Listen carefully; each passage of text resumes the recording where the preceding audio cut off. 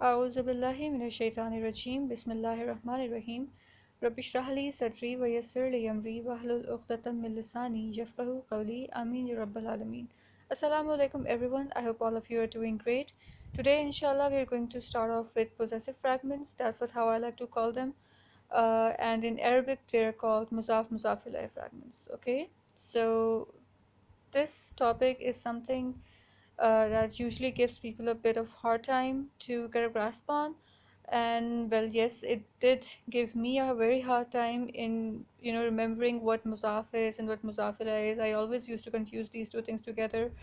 And well, there were some tricks that I used, all right, and that's what I'm going to inshallah share with you as well.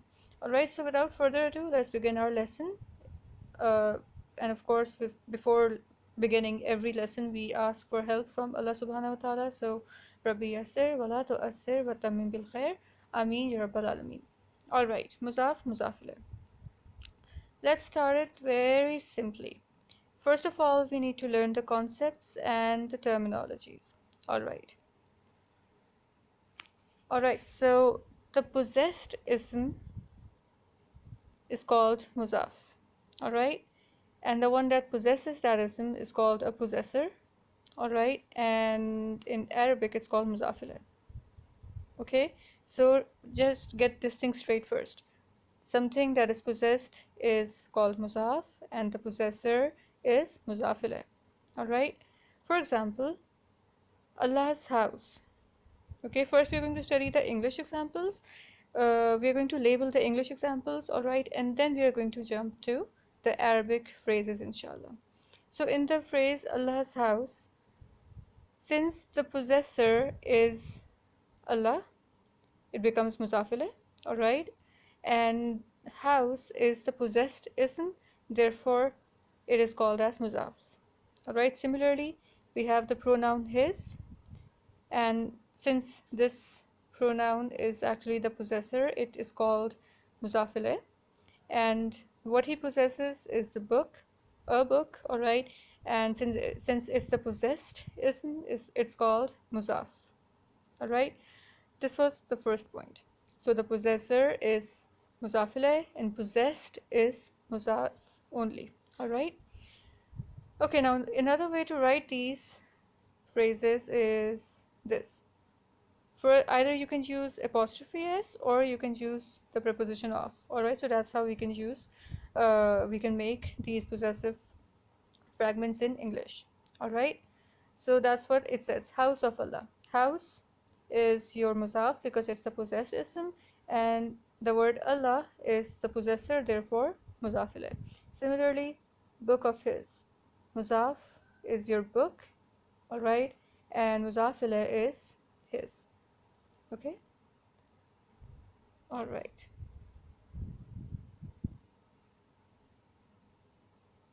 Now, based on these structures, there are a few conclusions that we can draw. Alright, so what do I say? I say that an ism is a muzafile if it has an apostrophe s, as in Allah's book, or it is after of. Alright, so as I told you earlier, there are two ways of making possessive fragments in English. Either you could use an apostrophe s or you could use of. Alright, so this is one way and this is the other. The ism or the noun that has an apostrophe s is your muzafile or the possessor, okay, and the one that comes after of is your muzafile again. Okay, so book of Allah. The word Allah here is muzafile. Next, the ism is muzaf or the possessed ism if it is without the apostrophe s. For example, the word book in Allah's book, alright, or if the word is before of, alright, then it is called, or it is considered as a muzaf. Okay, that's fairly common observation, alright. It's nothing it's nothing really difficult or intricate or complex to understand. It's common observation. Okay, now from now on, I'm not going to say possessor or possessed. I'm going to say mudaf ilayh and mudaf. All right. Okay.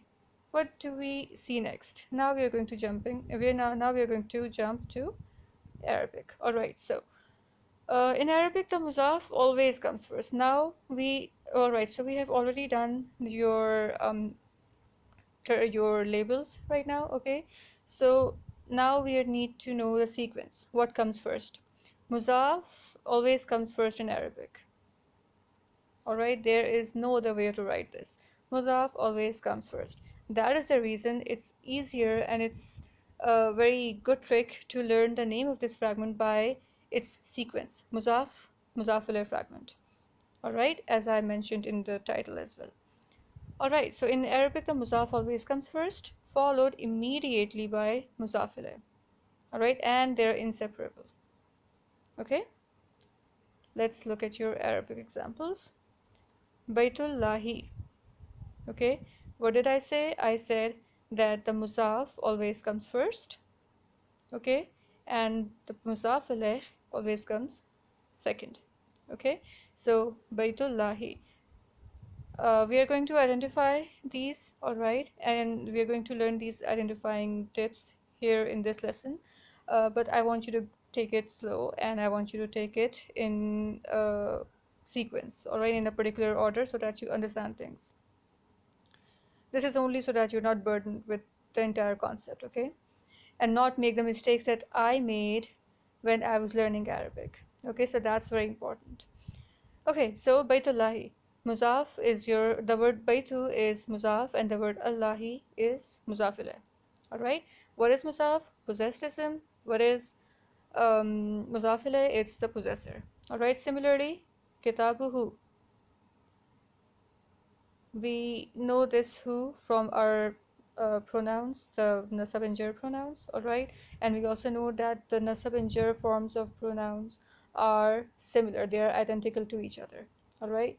So right now I'm telling you that this is in jar form, okay? This is the jar form of who, and not the nasab one, all right? And kitabu is right here, muzaf.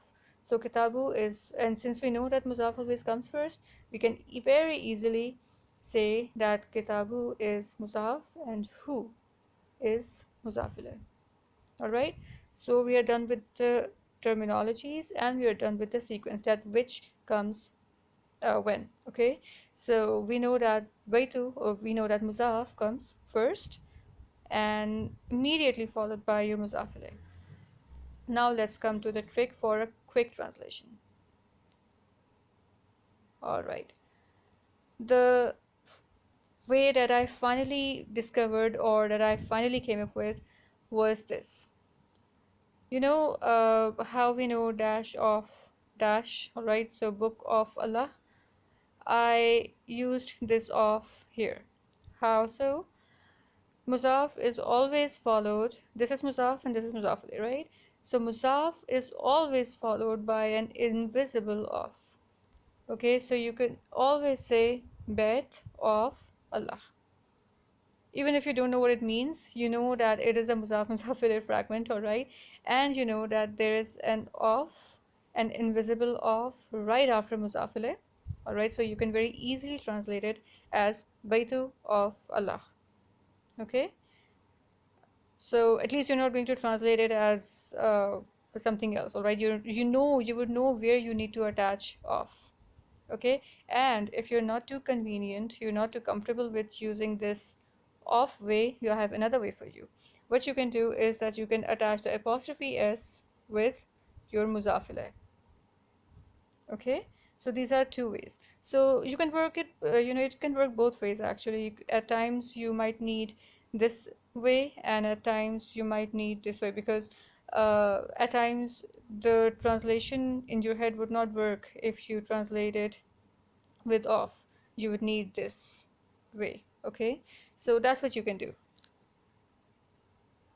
What you can do is just imagine an invisible of right after your muzaf. Okay, or imagine an apostrophe s right after or right before, whatever works. Okay, just attach the apostrophe s with your mudaf ilayh. Okay, so what does it become? It becomes Allah's house or Allah's baytu. Okay, and this one becomes baytu of Allah. Okay, so you can work it in this manner. Alright, so this was the trick that worked best for me. Okay, so if you can come up with some other tips or tricks and you are more comfortable with that, and if you're more comfortable with those tricks, then of course you're more than welcome to use them. Okay, and of course you can also share them with others. Okay, next example. Kitabu hu. What do? We place this invisible of right after the muzaf, so it becomes book of his. Okay, next. Sharu hasidin. Okay, now since I'm telling you right now that these are muzaf alayh fragments, you can very easily locate muzaf and you can attach this little of right after this muzaf and it would become sharu or shar of hasidin. Hasidin is the one, of course, you might have gathered that this hasidin is actually the jar form of hasidun, and hasidun rhymes with fa'ilun, so someone who envies is hasidun. Okay, all right, so hasidin is the one who envies. Okay, sharu of shar is evil. Okay, so evil of or sharu of shar of hasidin. Okay, that's how you can translate it. Similarly, next example, laylatu or layla of al-qadri. Okay, so night of power. Okay, laylatul qadri. Okay, just know where you need to put your apostrophe s and your of. Alright, and then you're good to go with the translation, inshallah. Okay, so this was my little trick. Now we are going to learn the most important point. But of course, it's very easy, like I always say. Okay, the most important prerequisites for making a muzaf alayh fragment. Now we are going to study the actual thing. Okay, so what have I written here? I have written kitabu zaidin. Alternatively, it could be kitaba zaidin or kitabi zaidin. All right. I'm going to elaborate on this point, inshallah. Okay. But first of all, just do what we have learned up till now. We know that muzaf comes first, all right, and muzaf ilayh comes second. So we know that this is the possessed item and this is the possessor. Okay, muzaf ilayh, and we know that there is a very tiny little of right next to muzaf. So it's kitab of Zaid. Kitab is book of Zaid. Okay. Now we need to learn their characteristics or the prerequisites. Okay, there is only one characteristic for, or there is only one prerequisite for the muzaf ilayh. And what is that? It needs to be in jar form. It cannot be in any other Arabic form. Alright, so it cannot be Zaidun, it cannot be Zaidan, it has to be Zaidin. Alright, it has to be jar only. If it is not jar, then this fragment is not muzaf ilayh. Full stop. Period.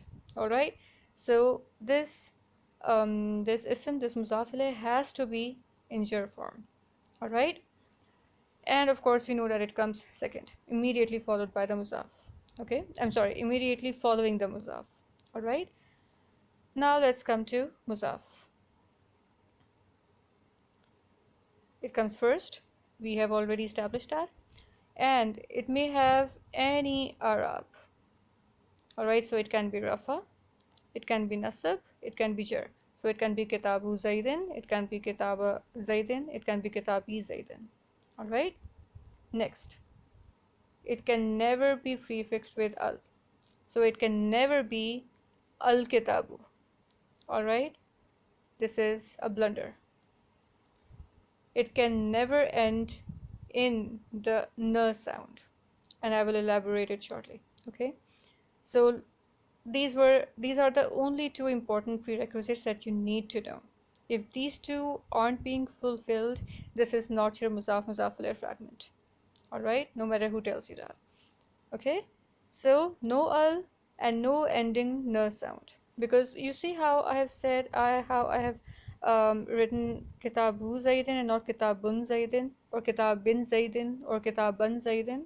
I haven't written that, right? I have said I've written kitabu zaidin, not kitabun zaidin. Okay, so that's what. Now this thing is called light ism because it's not ending in the na sound. Okay, and I'm going to tell you more about it shortly. And finally, this is just a bonus point, okay, that it is considered this muzaf will be marfa if its muzaf ilay is marfa. Okay, now about this point. In section A, we learned that there are 7 ways of making an ism marfa, or there are 7 ways of considering an ism to be marfa. All right, and what those 7 ways are, we have already discussed. All right, however, one of them is that if an ism is a muzaf of a marfa muzaf ilayh, then that muzaf also becomes marfa. Let me rephrase it. If the muzaf ilayh is marfa, its muzaf is also marfa. If the muzaf ilayh is nakra, then this muzaf also becomes nakra. Simple as that. Okay, once again,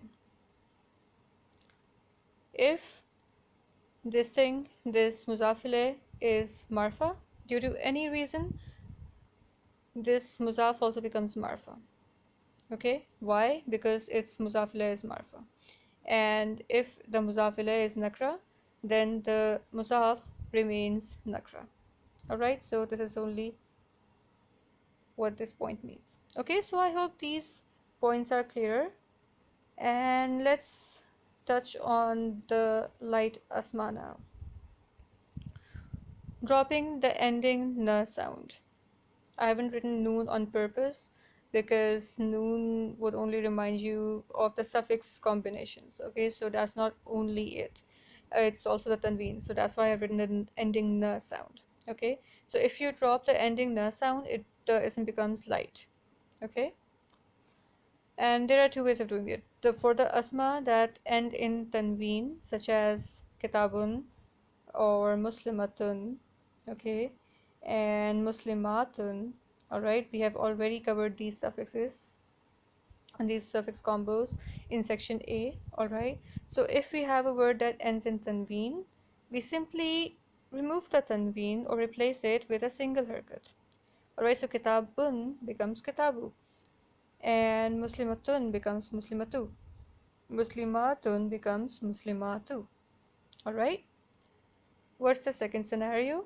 If we have a suffix that ends in noon, then we simply remove the suffix. We simply remove the noon, not the entire suffix, we remove the noon. Okay, so we have noon in kitabani, 2 books, it becomes kitaba. We have kitabain, we have noon in kitabaini, alright, so we chuck this noon away and it becomes kitabai. Similarly, muslimuna becomes muslimu, muslimina becomes muslimi, alright, muslimatani becomes muslimata. Alright, this is your light ism. Now, a few wrong examples so that you know what to never write. Okay, kitabun zaidin, what's the blunder here? The blunder is that muzaf is ending with the noon sound. It shouldn't. It should be kitabu zaidin, not kitabun zaidin. Wrong. Okay, that's what I've written here. The wrong thing is that it's ending with the noon sound. And what should you do to make it right? You should you should replace the tanween with a single harakat. Next, al-kitabu zaidin, biggest blunder. The muzaf can never ever be attached with al. Okay, so it shouldn't ever have al, and it should be kitabu zaidin, not al-kitabu zaidin. Okay, next, kitabu zaidun, biggest blunder once again. The muzaf ilayh has to be in jar. Okay, it cannot be in any other Arab. Okay, always jar. Kitabu zaidin is correct and kitabu zaidun is a blunder. Kitabani Zaidan. Absolutely wrong. Why? Because it's ending with the noon sound. Alright, so it is a suffix of ani, so 2 books of Zaid.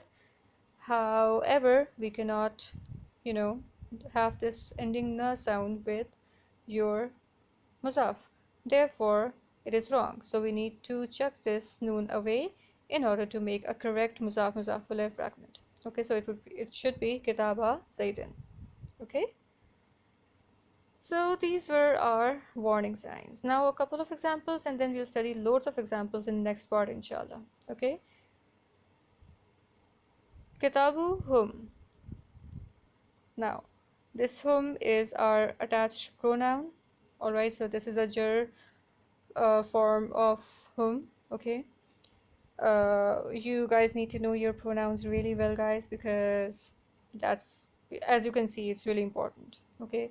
A language without pronouns is, well, it cannot exist. Okay, it would be really annoying to keep on saying the same thing over and over and over again, of course. Okay, so this is our hum, and this is all of them, and kitabu is our one singular book. Okay, so kitabu is our muzaf and hum is our muzaf ilayh. And what does it mean? Their book. Okay, next, or simply book of theirs, because of course we need to have the invisible off right after this muzaf. Okay, next we have ismu, and then we have this little invisible off over here, and then comes our muzaf ilayh. So muzaf of muzaf ilayh. All right, so ism of Allah. Okay, but now I'm not going to say it with off, and I'm going to say ismullahi. Okay, and as you can see, this word, this muzaf, is light. It does not have al attached with it, and our word Allah, our muzaf ilayh, is jar. All right, next example, name of Allah, the name of Allah. Now why am I saying the name? Because this ism, this muzaf is considered to be marfa, because its muzaf ilayh is marfa. Alright, and why is it marfa? Because why is this muzaf ilayh marfa? Because, well, it's an alam, first of all, and there are some thoughts on it being actually a muraf bilam ism.